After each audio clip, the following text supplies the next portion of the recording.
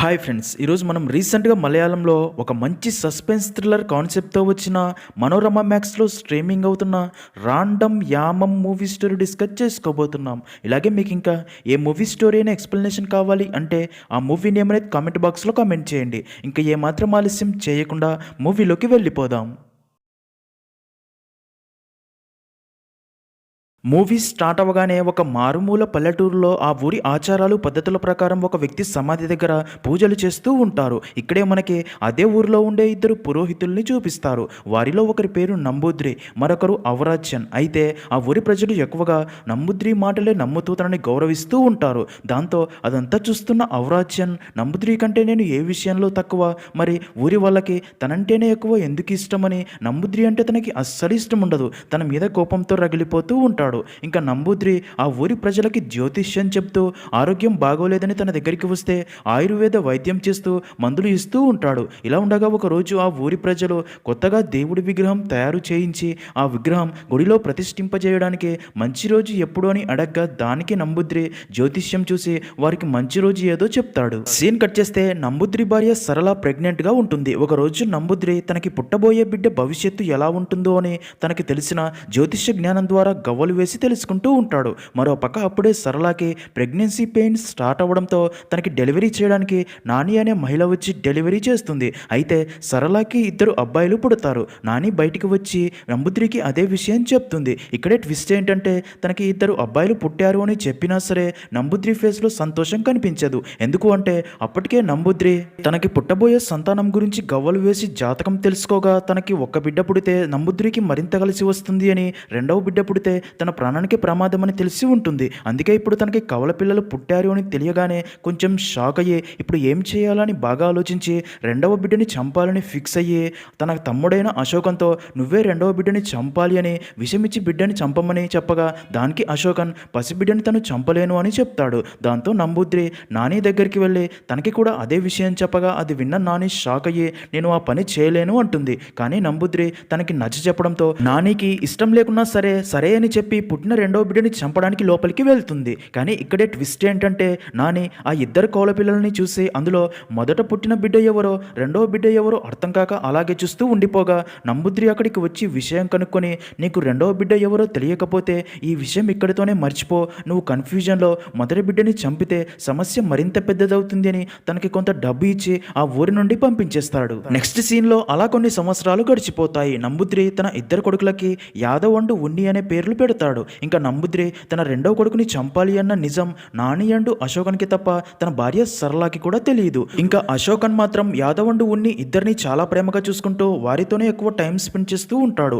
Yadav and ఉన్నీలను చూస్తున్న నంబూద్రి మాత్రం తన ఇద్దరు కొడుకులు పెరిగి పెద్దయ్యాక ఆ ఇద్దరిలో ఎవరికైతే తన అలవాట్లు వస్తాయో సేమ్ తనలాగే ప్రవర్తిస్తాడో తనే నాకు అదృష్టాన్ని తెచ్చే మొదటి కొడుకు అని మిగతా వాడిని అప్పుడే చంపేయాలని ఫిక్స్ అయి ఉంటాడు. అలా కొన్ని రోజులు గడిచిపోతాయి. ఒకరోజు ఊరి ప్రజలు ఊర్లో పూజ జరిపించాలి అని మంచి రోజు ఏదో అడగడానికి నంబూద్రి ఇంటి దగ్గరికి రాగా అశోకన్ వారితో నంబూద్రి పక్క ఊరికి వెళ్ళాడు, కాసేపట్లో వస్తాడు అని చెప్పి వారిని ఇంటి బయట కూర్చోబెడతాడు. అయితే అప్పుడే వారిని చూసిన యాదవ్ సేమ్ తన ఫాదర్ లాగే నాకు జాతకం చెప్పడం వచ్చు అని గవ్వలు వేసి మీరు పూజ చేయాలి అనుకుంటున్న రోజు మంచిది కాదు అని చెప్పి మరో రోజు చేయండి అని చెప్తాడు. అది విన్న ఊరి ప్రజలు యాదవ్ పిల్లోడు అని తన మాటలు సీరియస్గా తీసుకోరు. అలా కాసేపటికే నంబూద్రి ఇంటికి వచ్చి ఊరి ప్రజలు పూజ చేయాలి అనుకుంటున్న రోజు చెప్పగా నంబూద్రి గవ్వలు వేసి జ్యోతిష్యం చూసి వారితో మీరు పూజ చేయాలి అనుకుంటున్న రోజు మంచిది కాదు అని మరో రోజు పూజా కార్యక్రమం చేసుకోమని చెప్పగా అది విన్న ఊరి ప్రజలు షాక్ అయ్యి తన కొడుకు యాదవ్ కూడా అదే విషయం చెప్పాడు అని జరిగింది చెప్తారు. అది విన్న నంబూద్రి కూడా కొంచెం ఆశ్చర్యపోయి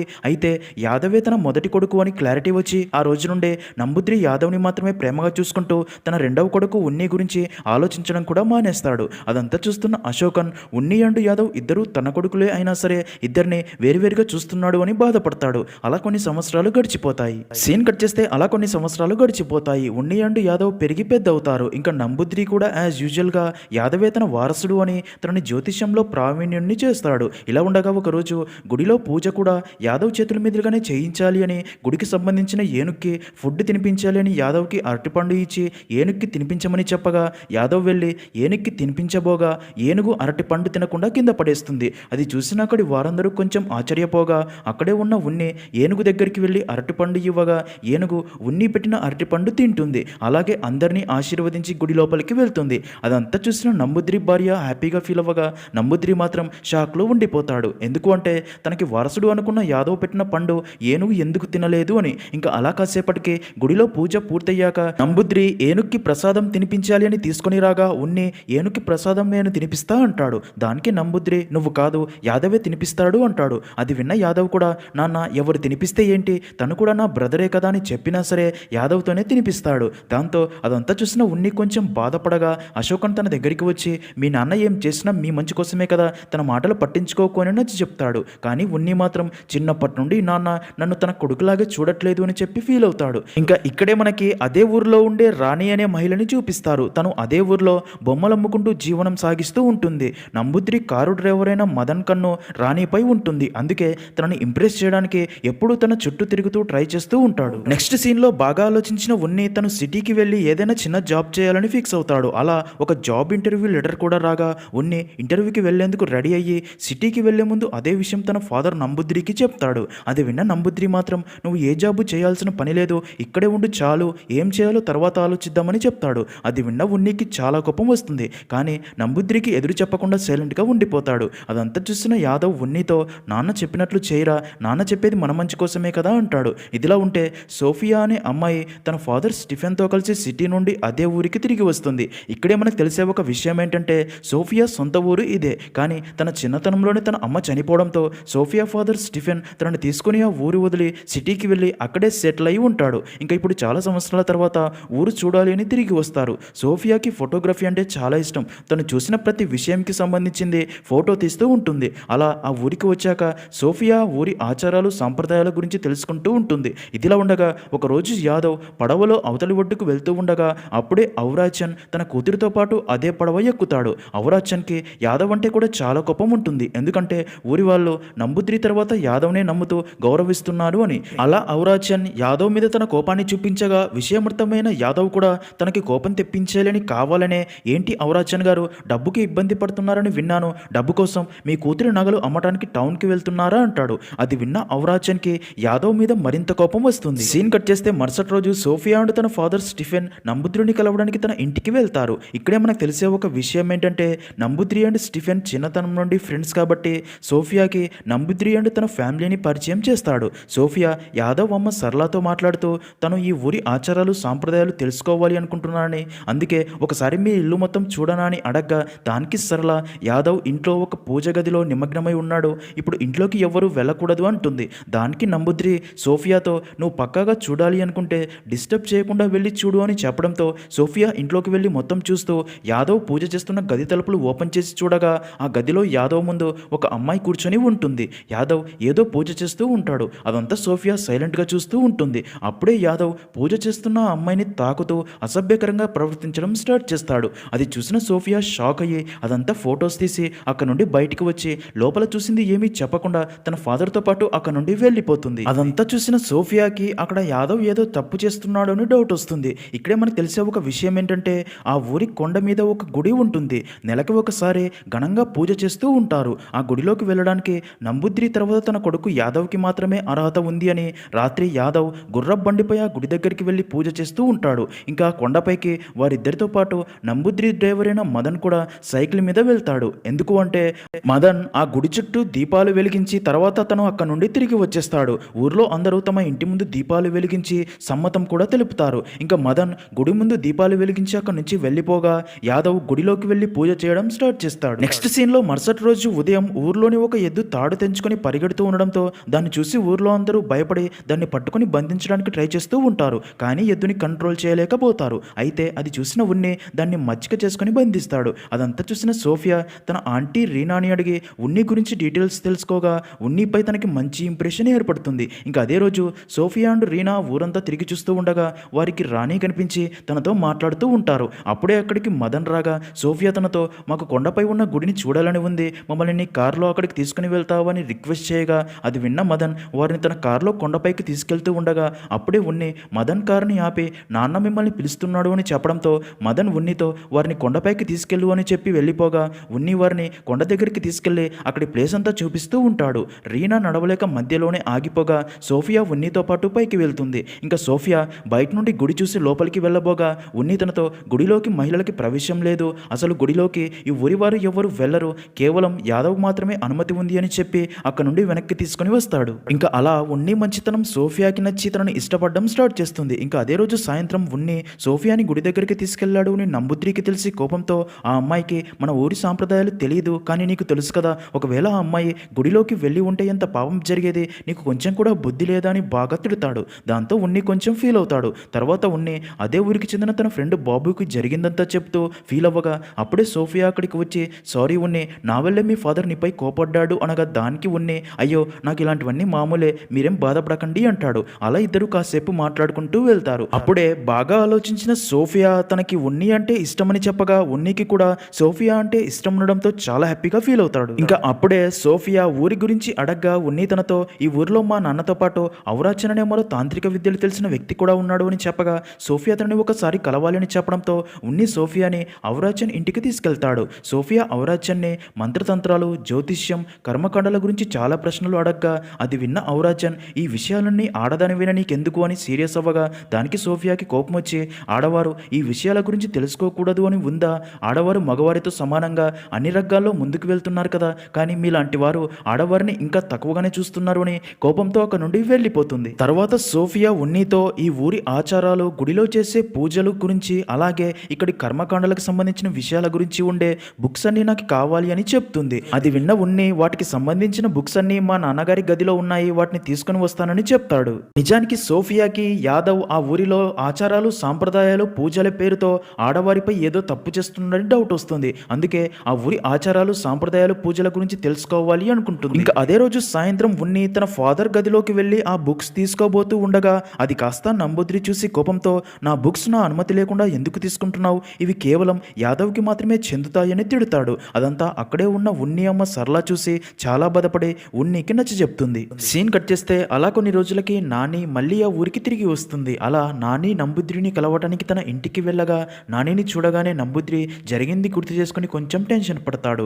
నంబుద్రి నానితో మళ్ళీ ఈ ఊరికి ఎందుకు తిరిగి వచ్చావని అడగ్గా దానికి నాని అయ్యా టౌన్లో నాకు ఉండడానికి ఇల్లు, తినడానికి తిండి దొరకటం లేదు, అందుకే అక్కడ బ్రతకలేక సొంత ఊరికి తిరిగి వచ్చాను, మీరే నాకు ఏదైనా చిన్న పని ఇవ్వండి అని అడుగుతుంది. అది విన్న నంబుద్రి నాని తన ఇంట్లోనే ఉంటే తన భార్య డెలివరీ టైంలో తనకి పుట్టిన ఇద్దరు కొడుకుల్లో ఒకరిని చంపాలి అనుకున్న నిజం ఎక్కడ అందరికీ తెలిసిపోతుందో అని భయపడి నానితో ఇక్కడ ఎలాంటి పని లేదు వెళ్ళిపో అని చెప్పడంతో నానికి ఏం చేయాలో అర్థం కాక అక్కడ నుండి నడుచుకుంటూ వెళ్తూ ఉండగా మార్గమధ్యంలో స్లో కోల్పోయి కింద పడిపోగా అదే టైంకే అటుగా కారులో వెళ్తున్న సోఫియా తనని చూసి అక్కడి వారిని హెల్ప్ అడిగి నానిని కారులో ఎక్కించుకుని తనకి స్పృహ వచ్చేలా చేసి తాగడానికి వాటర్ ఇస్తుంది. తన కండిషన్ చూసిన సోఫియా తనని హాస్పిటల్కి తీసుకెళ్తా అనగా దానికి నాని పర్లేదు తల్లి ఇప్పుడు నాకు బాగానే ఉంది అని చెప్తుంది. కానీ నాని నీరసంగా ఉండడం గమనించిన సోఫియా తన ఇంటికి వచ్చి ఫుడ్ తిని వెళ్ళమని చెప్పి తన ఇంటికి తీసుకుని వెళ్తుంది. అప్పుడే నాని సోఫియాతో తనకి ఏదైనా చిన్న పని ఉంటే చెప్పండి చేస్తాను అంటుంది.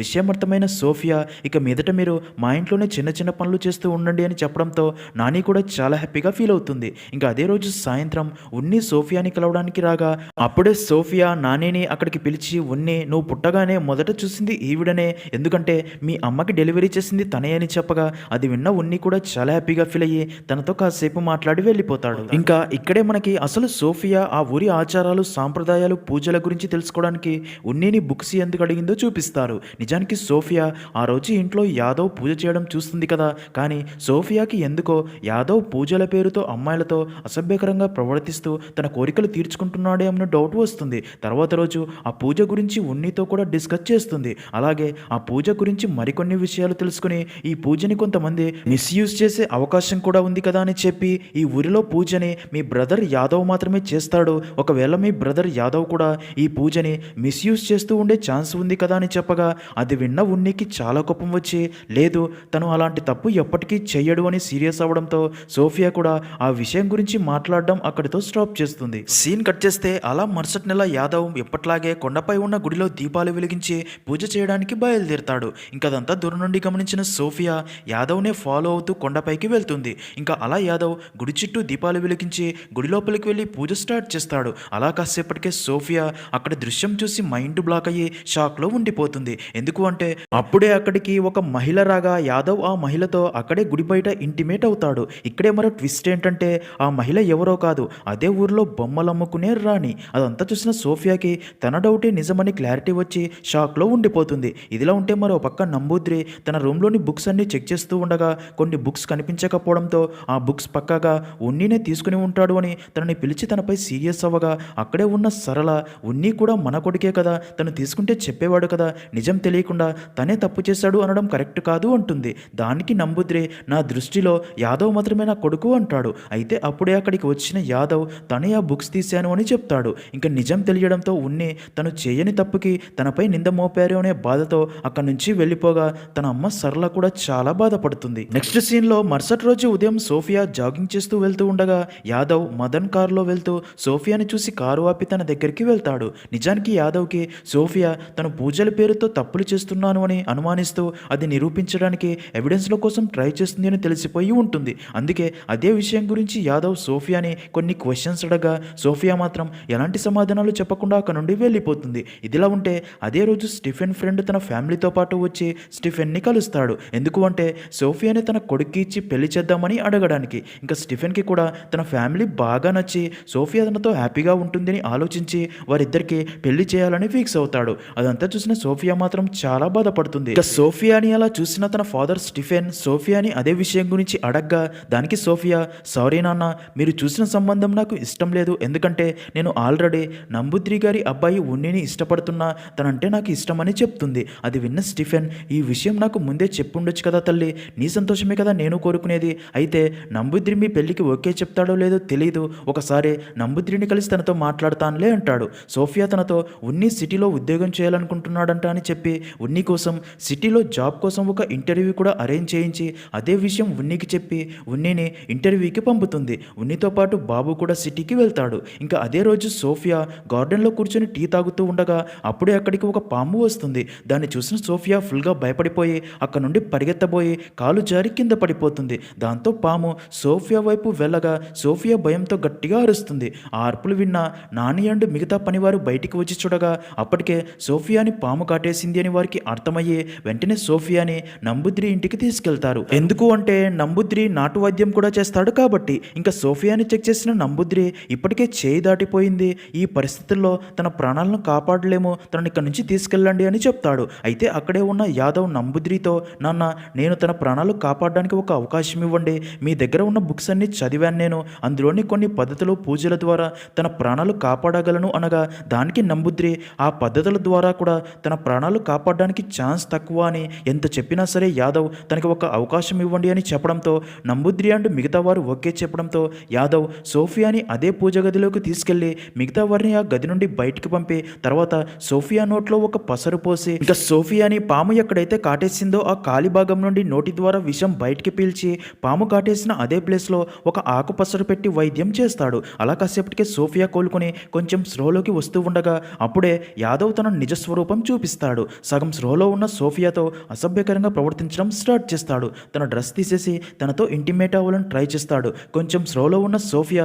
తనని ఆపాలి అని ట్రై చేస్తుంది కానీ యాదవ్ తనతో బలవంతంగా ఇంటిమేట్ అవుతాడు. సీన్ కట్ చేస్తే సోఫియాకి పూర్తిగా స్పృహ రాగా తన ఇంట్లో ఉంటుంది. అయితే సోఫియా జరిగింది గుర్తు చేసుకుని చాలా ఎమోషనల్ అవుతుంది. కళ్ళు మూసినా తెరిచినా తనకి అదే దృశ్యం గుర్తొస్తూ ప్రతి చోట తనకి యాదవ్ ఫేసే కనిపిస్తూ ఉండడంతో ఏం చేయాలో అర్థం కాక తనలో తాను చాలా బాధపడుతూ ఉంటుంది. తనని అలా చూసిన నాని తన దగ్గరికి వచ్చి ఏం జరిగింది, ఎందుకలా ఉన్నావని అడగ్గా సోఫియా ఎలాంటి సమాధానం చెప్పకుండా సైలెంట్గా ఉండిపోతుంది. ఇంకా అదే రోజు సాయంత్రం ఇంటర్వ్యూ కోసం టౌన్కి వెళ్ళిన ఉన్ని ఇంటర్వ్యూలో సెలెక్ట్ అయ్యి జాబ్ వచ్చిన విషయం చెప్పడానికి సోఫియా దగ్గరికి వచ్చి నిన్ను పాము కరిచింది అని చెప్పారు, ఏం జరిగిందని అడగ్గా సోఫియా సాడ్గా ఉండి ఉన్నితో సరిగ్గా మాట్లాడకుండా తనని ఒంటరిగా వదిలేయమని చెప్పి పంపుతుంది. సోఫియా బిహేవియర్ చూసిన ఉన్నికి ఏమీ అర్థం కాక సోఫియా అలా ఎందుకు ఉంది అని నాని దగ్గరికి వెళ్ళి అడగ్గా తనకి కూడా కారణమేంటో చెప్పలేదు అంటుంది. ఇంకా తర్వాత సోఫియాని అలా చూస్తున్న నాని మళ్ళీ తన దగ్గరికి వెళ్ళి ఏం జరిగిందో నీ బాధకి కారణమేంటో చెప్పు తల్లి అని అడగ్గా సోఫియా తనకి యాదవ్ పూజల పేరుతో ఆ ఊర్లోని ఆడవారితో తప్పులు చేస్తున్నాడు అని జరిగిందంతా చెప్తుంది. అది విన్న నాని కూడా షాక్ అయ్యే నీ బాధ నాకు అర్థమైంది తల్లి, కానీ ఈ ఊరి ప్రజలకి నంబూద్రి అండ్ యాదవ్ అంటే బాగా గౌరవం అండ్ నమ్మకం ఉంది కాబట్టి యాదవ్ ఇలాంటి తప్పులు చేస్తున్నాడు అని ఎవరు చెప్పినా సరే నమ్మరు అనగా దానికి సోఫియా అది నాకు కూడా తెలుసు, కానీ భక్తి ముసుగులో ఇలాంటి తప్పులు చేస్తున్న యాదవ్కి బుద్ధి చెప్పడానికి ఒక ప్లాన్ ఆలోచించాలి అని చెప్తుంది. నెక్స్ట్ నెక్స్ట్ సీన్లో ఒకరోజు యాదవ్ కొండపై ఉన్న గుడిలో పూజ చేయడానికి వెళ్తూ ఉండగా అప్పుడే సోఫియా అటుగా వెళ్తూ యాదవ్ని కొంటగా చూసి నవ్వడంతో యాదవ్ కూడా నవ్వుతూ సైగ చేస్తాడు. ఇంకా తర్వాత సోఫియా యాదవ్ని కలిసి ఆ సంఘటన జరిగిన తర్వాత మీ మీద నాకు మొదట చాలా కోపం వచ్చింది, కానీ ఆ అనుభవం నాకు చాలా సంతోషాన్ని ఇచ్చింది. నాకు ఆ సంతోషం మళ్ళీ కావాలి అనిపిస్తుంది. అది నువ్వు మాత్రమే ఇవ్వగలవు అనగా అది విన్న యాదవ్ సోఫియా కూడా తనకి పడిపోయిందని హ్యాపీగా ఫీల్ అయ్యి మరుసటి నెల కొండ మీద గుడిలో పూజ చేయడానికి వస్తాను, అప్పుడు నువ్వు కూడా అక్కడికి రా, అక్కడికి మనం తప్ప ఎవరు రారు అని చెప్తాడు. ఇంకా అదే రోజు రాత్రి సోఫియా తన ప్లాన్ మొత్తం నానికి కూడా చెప్తుంది. ఈ విషయం ఉన్నికి మాత్రం చెప్పకు అంటుంది. నెక్స్ట్ డే ఉన్ని సోఫియాని కలవడానికి రాగా సోఫియా ఉన్నితో నేను ఇప్పుడు నీతో మాట్లాడలేను, అర్థం చేసుకో, ఇక్కడ నుండి వెళ్ళిపో అంటుంది. దాంతో ఉన్నికి అసలు సోఫియా తనని ఎందుకు అవాయిడ్ చేస్తుందో అర్థం కాక బాధపడుతూ ఉంటాడు. ఉన్నిని అలా చూసిన తన అమ్మ సరళ విషయం కనుక్కొని సోఫియాతో మాట్లాడడానికి రాగా సోఫియా సరళతో కూడా ప్లీజ్ అంటే ఇప్పుడు నేను మీకు ఏమీ మాట్లాడలేను, ఏమీ చెప్పలేను, అర్థం చేసుకోండి అనడంతో సరళ కోపంతో అక్కడ నుండి వెళ్ళబోగా అదంతా చూసిన నాని బాగా ఆలోచించి సరళ ఇంటికి వెళ్ళి తనతో యాదవ్ పూజల పేరుతో చేస్తున్న దారుణాల గురించి అంతా చెప్తుంది. అలాగే నంబుద్రి పుట్టిన పిల్లల్లో ఒకరిని చంపాలి అనుకున్న నిజం కూడా చెప్తుంది. అది విన్న సరళ షాక్ అయ్యే నంబుద్రి దగ్గరికి వెళ్ళి మనకు పుట్టిన ఇద్దరు బిడ్డల్లో ఒకరిని చంపాలి అని ఎందుకు అనుకున్నారు అని అడగ్గా దానికి నంబుద్రి అవును చంపాలి అనుకున్నా నాకు మొదట పుట్టిన బిడ్డ వల్ల మాత్రమే నా గౌరవాన్ని వంశప్రతిష్టని పెంచే వారసుడవుతాడని తెలిసింది, రెండో వాడు నా ప్రాణానికి ప్రమాదం తెచ్చేవాడు, అందుకే అలా చెయ్యాలి అనుకున్నా, యాదవే నా వారసుడని ఇప్పుడు అర్థమయ్యింది అనగా దానికి సరళ మీ గౌరవానికి ప్రతిష్టకి ప్రాణానికి ప్రమాదం ఉన్ని వల్ల రాదు, యాదవ్ వల్లే వస్తుంది అని, యాదవ్ మీరు నేర్పించిన జ్యోతిష్యం పూజలు అడ్డు పెట్టుకుని అమ్మాయిలతో అసభ్యకంగా ప్రవర్తిస్తున్నాడు, ఈ నిజం ఏదో ఒక రోజు అందరికీ తెలుస్తుంది, అప్పుడు నిజంగానే మీ గౌరవం ప్రతిష్ట అన్నీ పోతాయని చెప్పగా అది విన్న నంబుద్రి మైండ్ బ్లాక్ అయ్యి షాక్లో ఉండిపోతాడు. సీన్ కట్ చేస్తే మరుసటి నెల యాదవ్ మళ్ళీ కొండపైకి పూజ చేయడానికి వెళ్తాడు. మరో పక్క ఊరిలో నంబుద్రి యాదవ్ చేసిన తప్పులకి దేవుడే తనకి శిక్ష విధించాలి అని పూజ చేయడం స్టార్ట్ చేస్తాడు. మరో పక్క అప్పటికే సోఫియా గుడి దగ్గరికి చేరుకుని యాదవ్తో కలిసి గుడిలోకి వెళ్ళగా యాదవ్ ఎప్పట్లాగే సోఫియాతో ఒక పూజ చేయిస్తున్నట్లు తనకి దగ్గర అవ్వబోతాడు. ఇంకా నాని యాదవ్ చేతిలో సోఫియా చిక్కుకుంటుందేమో అనే భయంతో అన్ని నిజాలు ఉన్నికి చెప్పి యాదవ్ నుండి సోఫియాని కాపాడమని చెప్పడంతో ఉన్ని వెంటనే కొండపైకి బయలుదేరుతాడు. మరో పక్క సోఫియా యాదవ్ తనతో ఇంటిమేట్ అవ్వాలి అని చూడబోగా సోఫియా ప్లాన్ ప్రకారం అప్పటికే పసుపులో కారం కలుపుకొని వచ్చి ఉంటుంది. అదే యాదవ్ కళ్ళలోకి కొట్టగా యాదవ్ కళ్ళలో మంట భరించలేకపోతాడు. ఇంకా సోఫియా యాదవ్ని దారుణంగా కొడుతూ ఎంతోమంది అమాయకుల అమ్మాయిల జీవితాలతో ఆడుకున్న ఇలాంటి వాడికి శిక్ష అనుభవించాల్సిందే అని దారుణంగా కొట్టి కొండపై నుండి కిందికి తోస్తుంది. నిజానికి యాదవ్ అవరాజ్యన్ కూతురిని కూడా పూజ పేరుతో తప్పు చేసి ఉంటాడు. ఇంకా అలా యాదవ్ కొండపై నుండి దొర్లుతూ కింద నంబుద్రి పూజ చేసే ప్లేస్లో వచ్చి పడతాడు. యాదవ్ని గాయాలతో చూసిన అందరూ షాక్ అవుతారు. నంబుద్రి కూడా షాక్ అవుతాడు. కానీ యాదవ్ గురించి నిజాలు తెలిసి ఉండడంతో యాదవ్ చనిపోతున్నా సరే బాధపడడు, తనకి దేవుడే శిక్ష విధించాడు అనుకుంటాడు. మరో పక్క ఉన్ని కొండపైకి వచ్చి సోఫియాని చూస్తాడు. సోఫియా కూడా ఉన్ని వైపు చూసి తప్పు చేసిన వాడికి శిక్ష విధించాను అన్నట్లు తల ఊపుతుంది. అలా అక్కడితో మూవీ అనేది ఎండ్ అవుతుంది.